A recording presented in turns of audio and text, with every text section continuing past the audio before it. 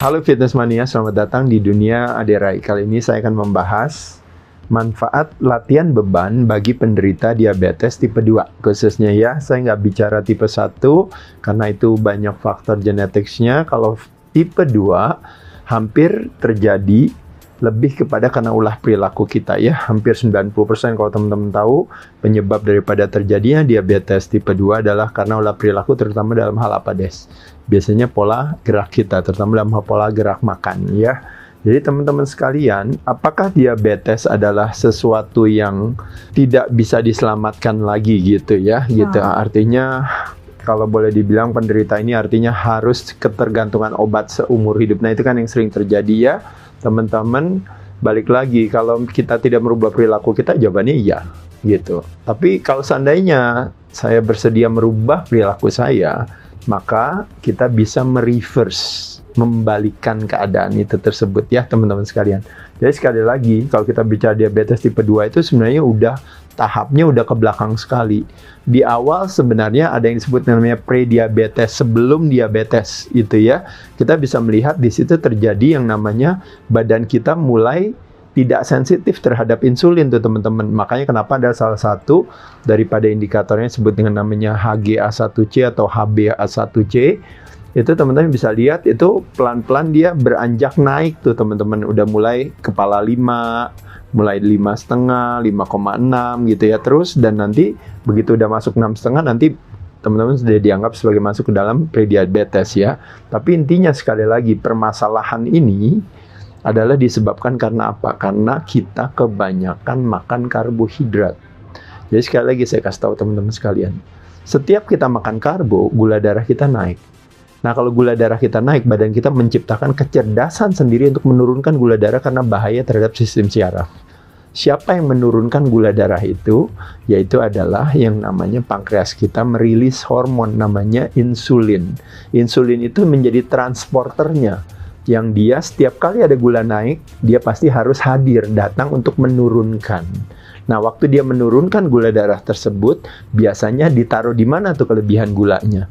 Nah, sebenarnya kita punya mekanisme untuk pergudangan dalam hal gula, di mana liver kita dan otot rangka kita, kalau kita rajin latih ya, tapi kalau teman-teman kebanyakan nggak pernah latihan, maka pada saat itu akhirnya terjadinya, kalau istilahnya, penolakan di sana gitu, karena ototnya sedikit, livernya terbatas, akhirnya harus disimpan ke dalam sel di mana tidak didesain untuk ada lemak di sana gitu. Yang paling populer adalah fatty liver disease teman-teman ya. Ada di liver, ada di otot juga, ada di mana-mana juga. Yang pasti ada di sel lemak. Nah jadi teman-teman bisa lihat di sini, itu yang akhirnya menyebabkan terjadinya diabetes tipe 2 karena apa? Karena terjadinya sel, dia dalam tanda kutip muak terhadap kok insulin datang terus. Saya minta buat taruh istilahnya kelebihan gula itu ditaruh di sel. Tiap kelebihan gula itu ditaruh lagi di sel. Lama-lama selnya menolak untuk menerima si insulin untuk memberikan itu. Makanya kenapa akhirnya fasting glukos atau gula darah puasanya teman-teman akhirnya jadi makin lama makin meningkat. Nah makanya teman-teman ketika gula darah meningkat, tapi tetap teman-teman memaksakan ingin memasukkan ke dalam sel. Makanya teman-teman akhirnya pakai insulin, pakai obat-obat tertentu ya. Yang sebenarnya obat tersebut sebenarnya kalau kita bilang itu mulia adanya dalam arti apa? Teknologi intervensi medis diperuntukkan bagi kita sebagai yang namanya urgensi di sana. Ada nuansa urgensi di sana. Ketika kita ditolong oleh obat, ada satu pesan tersembunyi di sana untuk bilang dari dokter kepada pasiennya, ini loh saya bantuin. Setelah itu kamu harus rubah perilaku. Tapi yang ada pasiennya bilang apa? Wow, udah dikasih nih sama dokter ya. Jadi apa yang dilakukan sama pasiennya? Ya udahlah, nyantai aja, kita makan hancur aja terus ya kan, gitu ya kan. Nanti kan ada obatnya. Ingat sekali lagi, problemnya nanti teman-teman akhirnya dokternya nggak bisa nolongin teman-teman. Karena apa? Karena di end game of makan obat nanti dosisnya harus tambah banyak, badannya tambah lemah, dan pada saat itu harus terjadi intervensi yang lainnya yang lebih mahal, yang lebih beresiko. Jadi bukan ide baik. Nah jadi oleh sebab itu teman sekalian, apa latihan yang tepat buat si penderita diabetes. Nah, kalau kita bilang permasalahannya gula, permasalahannya sel tidak sensitif lagi terhadap insulin, berarti kalau resistensi insulin di ujung kiri, berarti di ujung kanannya adalah sensitivitas insulin. Kalau di sini dianya tidak sensitif, berarti kuncinya jawabannya adalah apa, Des? Harus meningkatkan sensitivitas insulin. Gimana caranya meningkatkan sensitivitas insulin? Olahraga apa yang bisa meningkatkan sensitivitas insulin? Jawabannya teman-teman semuanya udah tahu ya. The miracle of weight training, yaitu adalah latihan beban. Apa aja kebermanfaatannya? Satu, latihan beban adalah obat yang alami yang dibuat dari dalam oleh tubuh kita untuk bisa membuat gula darah kita menjadi lebih stabil. Paham nggak, Des? Betul nggak? Betul. Jadi gara-gara kita latihan beban, maka apa yang terjadi? Otomatis gula darahnya yang tinggi jadi lebih stabil. Kenapa hal ini bisa terjadi lebih kestabilan itu? Karena latihan beban adalah aktivitas membakar gula paling efektif dalam waktu yang paling singkat. Singkat aja kalau Desi ya. Yang gampang aja ya, Des. Bahkan ada yang namanya statik kontraksi. Desi duduk tapi nggak pakai kursi. Ya betul ya. Ya kan? Duduk nggak pakai kursi ya. Bisa tahan berapa lama tuh dia? Nggak lama-lama langsung jatuh kan? Nah ketika jatuh kalau dites itu gula darahnya pasti turun. Ya paham ya teman-teman sekalian. Kalau ada istilah orang bilang mau ngetes gula darah kita sebelum squat sama 1 set squat. Langsung turun nggak? Turun kan? Jadi nggak perlu obat tapi bikin obat sendiri. Nomor 2 adalah tempat sampahnya gula. Otot kita is the largest site of glucose disposal, tempat pembuangan gula. Tadi yang saya katakan tadi, deposito lemak hanya akan terjadi kalau terjadi apa, teman-teman? Kehadiran daripada si transporter tadi. Transporter tadi kalau datang, dia pasti akan naruhnya ke sel lemak. Kalau transporternya nggak datang, maka harusnya nggak terjadi penumpukan lemak. Dan penumpukan lemak kebanyakan terjadinya dari apa? Kebanyakan dari apa? Penumpukan lemak terjadinya adalah dari karbo.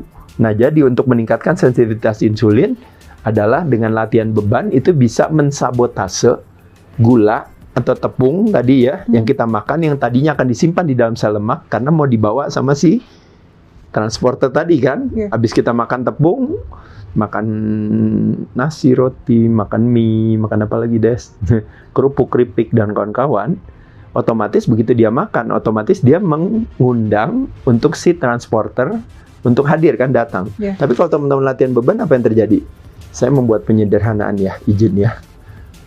Si otot bilang sama si pankreas, kamu nggak usah kirim transporter, nggak usah kirim si insulin. Ketidakhadiran insulin, maka tidak akan terjadi penumpukan lemak, teman-teman sekalian. Nah, 80% daripada gula yang beredar di pembuluh darah, kalau kita rajin latihan beban langsung, maka dia akan ditarik oleh si otot. Otot akhirnya menjadi yang namanya glucose sponge, busanya daripada glukos, gula. Makanya kenapa latihan beban akan meningkatkan sensitivitas insulin, teman-teman sekalian.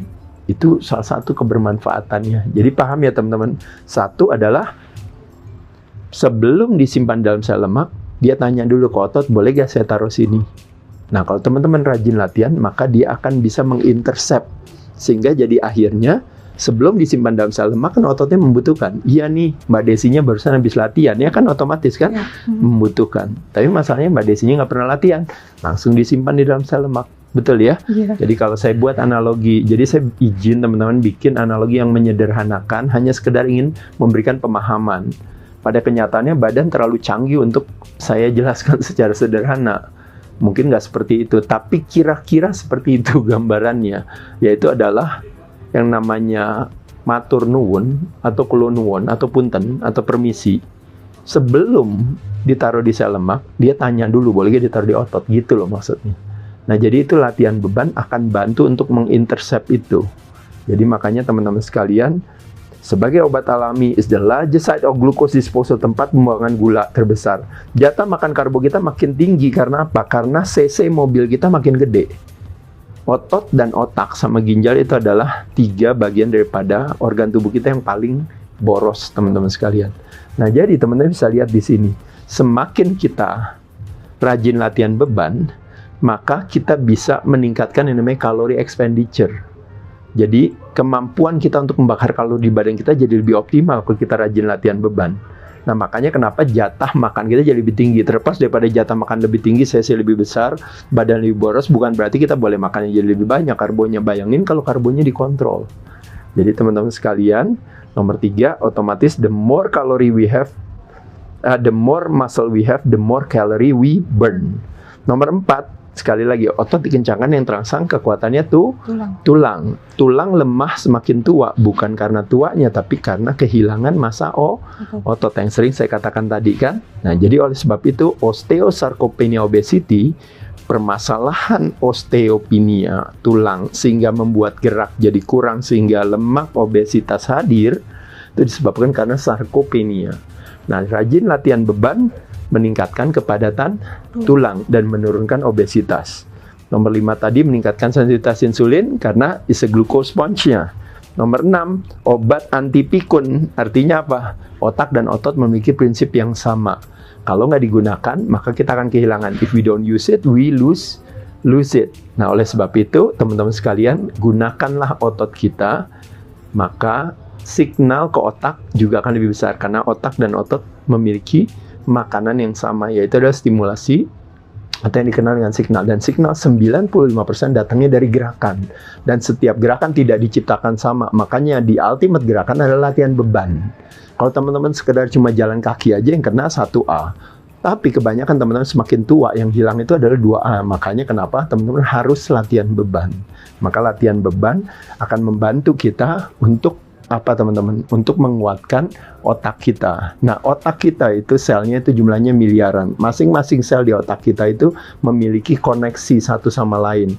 Itu yang disebut yang namanya sinapsis. Antara satu sel biasanya punya koneksi 5.000 sampai 10.000 ke sel lain. Nah, produksi daripada sinapsis membutuhkan 2 hormon. Namanya BDNF, Brain Derived Neurotrophic Factor, dan Human Growth Hormone. Hanya bisa didapat kalau kita rajin latihan beban dan puasa. Nah, jadi teman-teman rajin latihan beban, maka yang namanya demensia, yang permasalahan jadi sering pikun, lupa dan sebagainya jadi berkurang. Kenapa? Karena produksi sinapsis kita jadi lebih optimal. Dan yang terakhir tentunya, kalau rajin latihan beban artinya kita mempertahankan komposisi tubuh kita. Jadi otomatis otot kita jadi terjaga, lemak kita jadi lebih rendah, organ tubuh kita jadi kerjanya lebih optimal, pembuluh darah kita tetap baik. Nah, makanya kenapa secara overall terjadi penghambatan proses penuaan kalau seandainya kita bersedia mempertahankan komposisi tubuh kita. Makanya disebut yang namanya anti-aging. Kebalikannya, teman-teman nggak latihan beban akhirnya jadi pro-aging. Demikian teman-teman sekalian, semoga bermanfaat informasinya, terutama buat teman-teman saudara kita atau teman-teman sendiri yang masih istilahnya ada di dalam kategori pre-diabetes atau diabetes tipe 2. Masih ada kesempatan bagi kita untuk mereverse-nya. Teman-teman nanti silahkan boleh komen, boleh kasih masukan juga ke teman-teman yang lainnya. Dengan teman-teman baca komen-komen tersebut, kita bisa saling belajar bersama. Saya ucapkan terima kasih teman-teman. Dadah, sehat selalu.